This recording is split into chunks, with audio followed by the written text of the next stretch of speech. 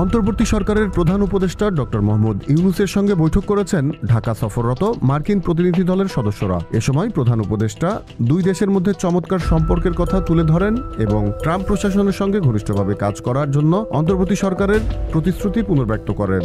মার্কিন প্রতিনিধি দল অন্তর্বর্তী সরকারের সংস্কার এজেন্ডাকে সমর্থন জানায়। তারা শান্তি, নিরাপত্তা ও উন্নয়নের আঞ্চলিক বিষয় নিয়েও আলোচনা করেন। প্রধান উপদেষ্টার প্রেস উইং এ বৈঠকের তথ্য জানায়। বৈঠকে মার্কিন প্রতিনিধি দলে ছিলেন ডেপুটি অ্যাসিস্ট্যান্ট সেক্রেটারি নিকোল এ চুলিক এবং অ্যান্ড্রু হারুপ। 12 লাখ রোহিঙ্গাকে আশ্রয় দিয়ে বাংলাদেশ যে উদারতার পরিচয় দিয়েছে সেজন্য গভীর কৃতজ্ঞতা প্রকাশ করেন মার্কিন কর্মকর্তারা। আঞ্চলিক সহযোগিতা, সংযোগ এবং জনগণের মধ্যে যোগাযোগ বাড়াতে প্রধান উপদেষ্টার উদ্যোগের প্রশংসা করেছেন।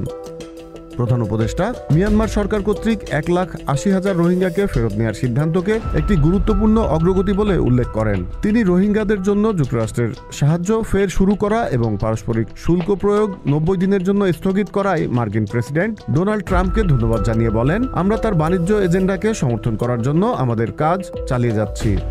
Z news, Dhaka.